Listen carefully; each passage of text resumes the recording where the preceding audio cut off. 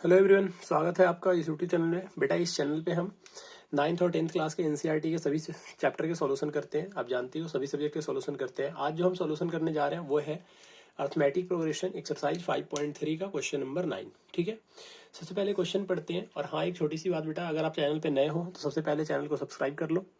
Video अच्छी लगे तो वीडियो को लाइक करके जाना और कमेंट करके जरूर बताना कैसी लगी है। और अगर इसके अलावा और किसी और चैप्टर में दिक्कत है तो आप जाओ, प्लेलिस्ट ओपन करो, प्लेलिस्ट बना रखा है, वहां से जाके आप देख सकते हो जिस भी क्वेश्चन में दिक्कत है। ठीक है, क्वेश्चन पढ़ते हैं। If the sum of first 7 term of an AP is 49। First 7 term का सम कितना दे रखा है? 49। फर्स्ट 7 टर्म का मतलब 1 2 3 4 करके ऐसे टर्म है, मैं बार बार आपको बताता हूँ। उन सबका सम दे रखा है 49। इसका मतलब है बेटा कि A7 का वैल्यू कितना दे रखा है? 49। A7 का मतलब सम ऑफ 7 टर्म को हम A7 बोलते हैं। ठीक है, और ऐसे ही 17th टर्म का सम दे रखा है 289। इसका मतलब है कि A17 का वैल्यू कितना दे रखा है? 289। ये दो इक्वेशन है आपके पास और बोल रहा है find the sum of first n term. n term का मतलब आपको टर्म पता नहीं है और आपको आंसर निकालना है। बहुत सारे बच्चे समझ गए होंगे कैसे करना है। जिन्हें समझ नहीं आया बेटा यहाँ ध्यान से देखो। ठीक है, तो S7 का वैल्यू कितना होगा? S7 का फॉर्मूले पुट करो तो आप लिख सकते हो n/2 into 2a plus n-1 into D. ये आप जानते हो ये फॉर्मूला होता है। और इसकी वैल्यू यहाँ से कितना निकल के आएगा? 49। जब इसे सॉल्व करोगे, एक बात देखो बेटा, ये 2 से सब में मल्टीप्लाई में, दूसरी तरफ जाएगा तो किस में जाएगा? ये डिवाइड में जाएगा। तो 2 से हम डिवाइड कर दें यहाँ पे, तो जैसे ही आप 2 से डिवाइड करोगे क्या हो जाएगा आंसर? अच्छा, n की जगह पे 7 दे रखा है तो आप इसको 7/2 भी लिख सकते हो।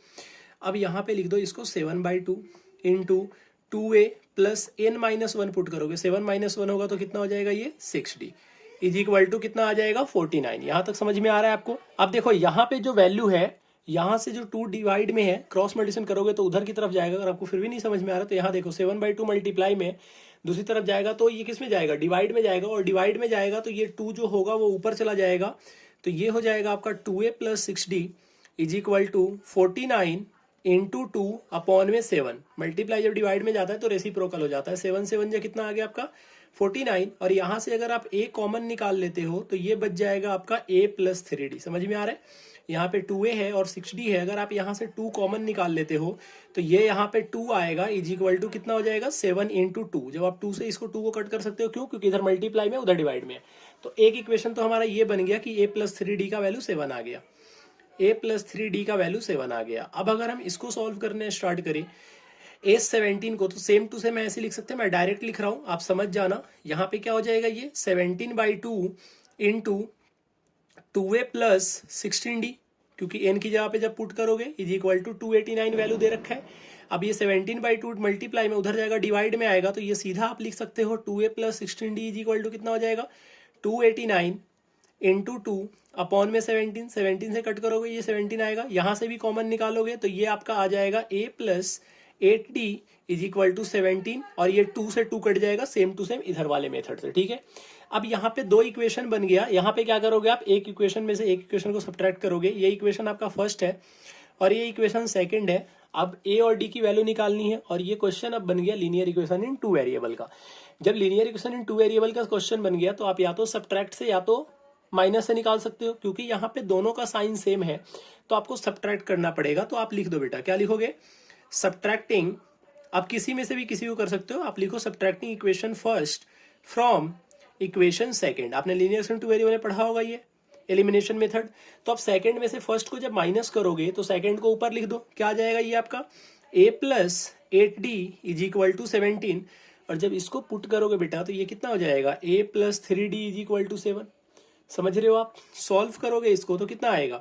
ये माइनस माइनस माइनस, ये दोनों कट जाएंगे और इनका वैल्यू कितना आएगा? इनका वैल्यू आएगा बेटा 5d। कितना आएगा इनका वैल्यू? इनका वैल्यू आएगा 8 - 3 5d इज इक्वल टू 17 में से 7 जाएगा तो 10 आएगा।